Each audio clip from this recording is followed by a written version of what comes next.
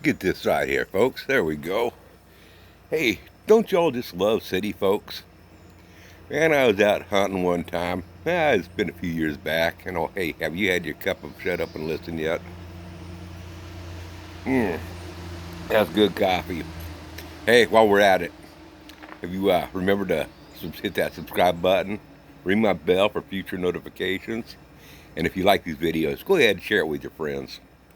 Anyway, I was out hunting a few years ago, and there was this old city boy, young city boy.